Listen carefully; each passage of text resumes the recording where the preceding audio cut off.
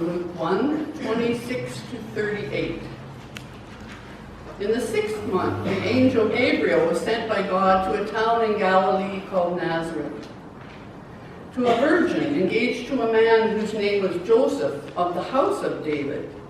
The virgin's name was Mary.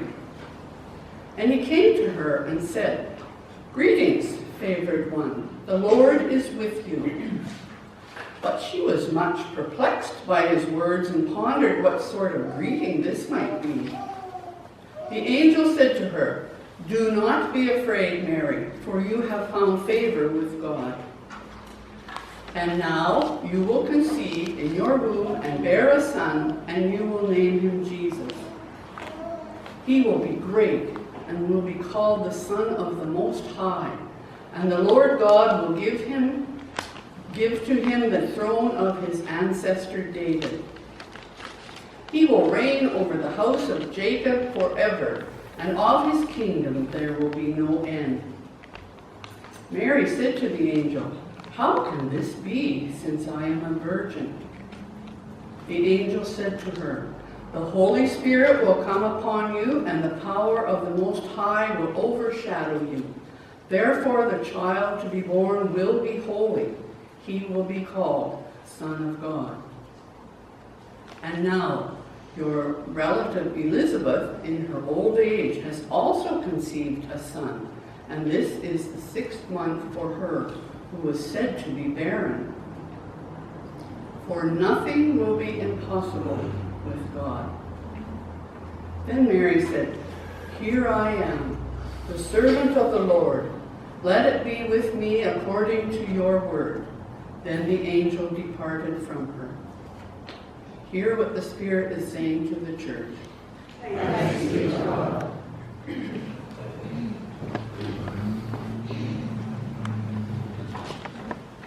Thank you, Carol.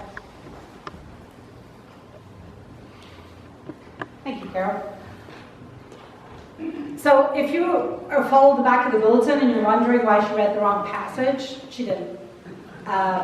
I've changed the passages around for the season of Advent because we're going to talk about hosting the characters and what hosting really means.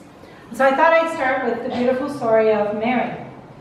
Mary is this wonderful character who we meet her as this young, unmarried woman who gets pregnant. Now, I remember when I was little and going to church. My parents were not church folks. So I came home with all these questions about why this 14-year-old girl who was pregnant and not married was being held up as some sense of virtue and wonder. Because I knew in my house that was not true.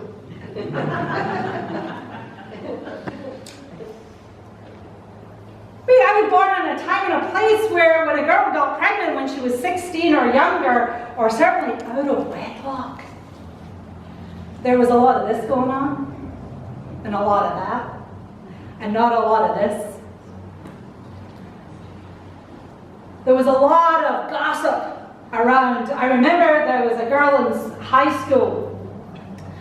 I was a prefect in high school, I know, really. Can you imagine me giving orders to people? Yes.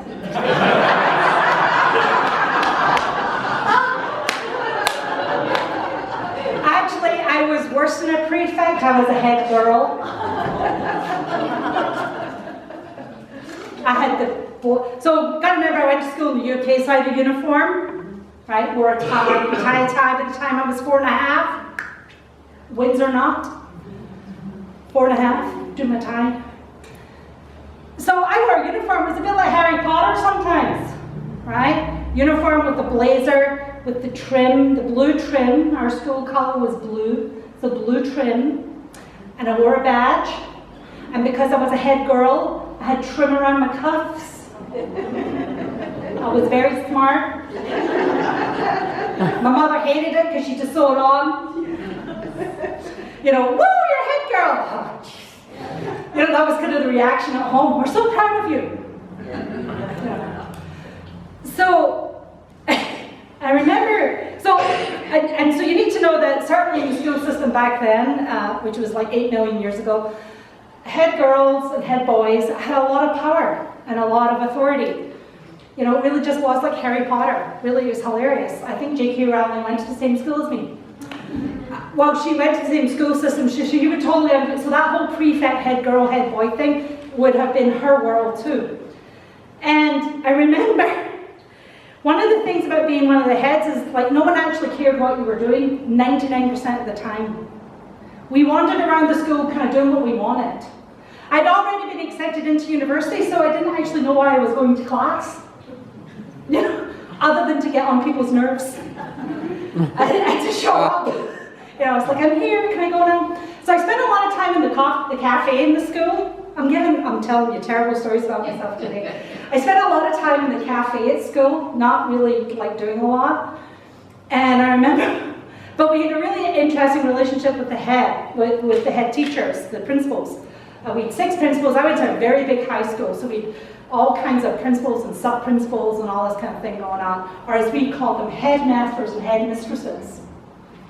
You know, very posh, which was really like not what we were. But anyway, I remember one time I was probably hanging out in the cafe where I was not supposed to be, and I remember one of my headmistress coming along and seeing me and going, "Oh, good, Karen," and I'm like, "Ah, caught. Damn," because I was supposed to be in chemistry or something. And so she pulls it, she goes, "I need you." And I'm like, "Oh, good, I'm not in trouble."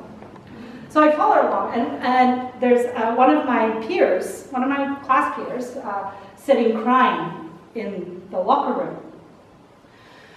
And the headmistress had gotten me to come and sit with her while she phoned her family because she thought she was pregnant. And you could just sense the shame around her. She was so filled with shame. And all of the gossip that kind of followed that was all about her. Apparently he was home free. He apparently had nothing to do with it. Apparently it was an immaculate conception. You know, because he was, you know, there was no gossip about the boy. There was only gossip about the girl. And I often think back to her when I think of this time of year, and I think of Mary, this young 14-year-old girl. You know, we kind of estimate her being 14, partly because that was the marriageable age at that time. I often think about my friend, my peer in school, and the absolute shame that, even though she actually wasn't pregnant, but the absolute shame that came around the fear of her being pregnant and being 17 and not married. And how awful that was. And how hard it was for her to look at me after that experience, even though I was one who was called in to help. I was the one sitting with her while she cried, while they phoned her parents and all this, because she kind of revealed the possible pregnancy to the headmistress first, before her parents. I think she'd taken sick in class. And so, and realizing that the culture of shame that we had built around an unmarried mother being pregnant affected her whole life at that point, and probably affected her for a long time. And how she couldn't look at me, a person who was even called to help, because she was so filled with shame in that moment. Now, I often think about her when I think about the story of Mary. You know, at least the one thing that wasn't going to happen to my friend and peer was that she wasn't going to get stoned for this. But in Mary's time and place, that would have been and should have been the normal community reaction. She should have been stoned to death for being pregnant out of wedlock. Like, you know, that was not the done thing. And yet there is a sense of something more in her story. The angel comes and brings the news of glad tidings. I can't imagine at 14 that would have been particularly glad tidings for her, but you know, that's how we always hear it. The story of glad tidings. You know, you are the favored one, Mary. Why me? You know, is kind of like, I imagine her reaction. Like, really, you couldn't find someone else to be favored? Like, there's like a million girls in this village? You know, you pick me. And then she hears this news of her cousin Elizabeth, this woman who is aged, beyond childbearing years, who is also pregnant. And the realization that for both of them, there is a sense of beginning and endings happening all at once. And how might she, as this young woman, host this child into the world? How is she going to host this baby into the world in a way that will allow him eventually to become the adult that he needs to be in order to fulfill this prophecy that God has given to her? How is she going to be able to do that? The promises that God gives us in all of our lives are promises where there is a beginning and an end for a lot of things. The idea that we have to end things in order to begin them. For Mary, she kind of ends a way of being. She's no longer probably the young celebrated girl who's getting married to Joseph, you know, the party's on. And suddenly there's the rushed, quiet ceremony because she's pregnant. And she's shuttled off to her cousin Elizabeth. She goes off to visit cousin Elizabeth, partly in shame probably, because what are the family going to do with her? Part of her life has ended in order for something new to begin. I often think about that at this time of year in Advent, how we end, like we talked last week with the kids about it being the end of the year. And today was like the beginning of the year, New Year's. And how we have to let go of things in order to welcome new things into our lives. Welcoming new things into our lives, if we don't clear out some of the old, means that we end up with far too much stuff piled on our plate, which then falls over and tips, and our life becomes chaotic. But we as Christians need to learn to let Lord host the ending of things. That's why we make such a fuss about this time of year, where we celebrate the end of what has been so we can make room in our hearts for something that is yet to be. We're kind of doing that right now together as well. We are hosting an end. We're hosting the end of this relationship. I only have a few more Sundays to go. But in hosting the end well, we will prepare space for something new, for someone new, for you to be new. But that's hard work for us, because it means the one thing that all of us dread more than anything else: change. Because really, how many of us want to change anything? You know, it's so hard to change. Change is a complex and a hard thing for us to do because it moves us out of our comfort zones. Change means that things are not where they were. I was putting dishes away in my new place in Edmonton on Thursday and Friday. I was unpacking the kitchen. My mother taught me you always unpack the kitchen first. Unpack the kitchen, Karen. Or in Scotland, it's find the kettle. Because somebody might drop in and we'd have to give them tea. True. The kettle, the kettle, the teapot, the cups, and the tea had to be unpacked first before anything else, because we had to be prepared for guests. We have 8 million boxes in the house, but guests might drop in.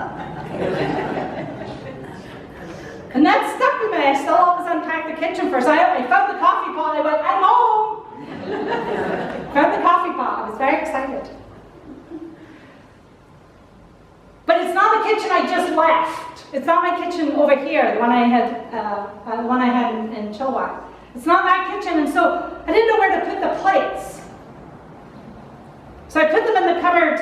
I put them over here, over by the stove. I thought that would be really handy. You know, I'm cooking and I can just pull the plates down when I need them. Then I realized that they didn't fit that cupboard. They were too wide. So they had to come out of there. Then they went in the cupboard on the peninsula, And they were okay there. They were good there.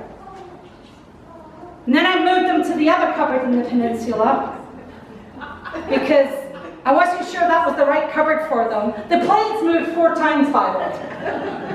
I'm still not sure they're in the right cupboard. Because I'm so discombobulated by the change. I know where they go in my house here in Chilliwack. I know exactly where they go. I know exactly where everything goes in my office here. Right? I know where my books are supposed to go. Isn't that what it's like when you host change, when we're hosting change? Like, I know where everything's supposed to go. I found my slippers. I was very excited. They're not at Margaret's. They're still, they're in Edmonton. I couldn't find my slippers. I've been wandering around with thick socks on because I get cold feet. Couldn't find my slippers.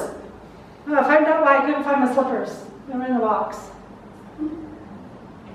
But the whole idea of changing, the whole concept that we have to change is really hard for us. Because we move out of our comfort zones. We know that when change happens, we have to let things go. We have to set things aside. It's a bit like Mary. She knows she's going to have to set aside the childhood she had. She's no longer a child. She's to set aside her childhood. She's also having to set aside a lot of certainty about her future. You see, this promise of this baby is not just a promise of wonder and awe. I wonder sometimes when she sat at the foot of the cross, if she looked back on that day and questioned God's promise of all these great things. All that hope that the angel Gabriel brought to her. And sometimes when I wonder if she questioned all of that as she stood at the bottom of the cross watching Jesus die. And in watching him die, you know, we have this story in the Gospel of John, his side is pierced and the blood and the water come out. And I wonder if she felt that piercing herself. Like, I wonder if it just stabbed right into her heart. And she probably looked back on that day when Gabriel came and said, you know, all of the hope and joy of the world is going to be in your womb. And I wonder if she knew that what she was going to host was a child inside her who would certainly change the world and turn it upside down, but who would pierce her own very heart because of the changes he would bring.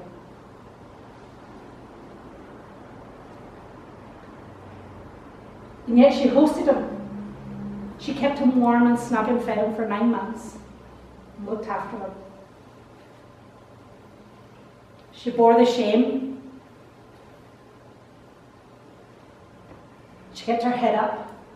She went to her cousins. She took a treacherous journey to Bethlehem with her betrothed,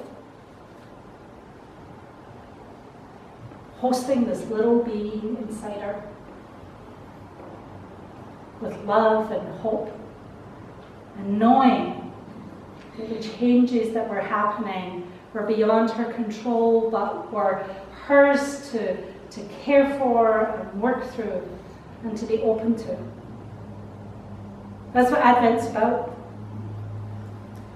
Hosting all of the change, hosting the possibilities, saying goodbye to all that has been, and being ready for something new. Welcoming, open-armed, warm and loving. Mary hosts her little baby, as we are asked to host him too, to wash his feet and share in the bread and the cup. And that's what we're going to do today. We're going to share the meal. And we're going to host each other. We're going to see the possibility of the baby in every one of ourselves.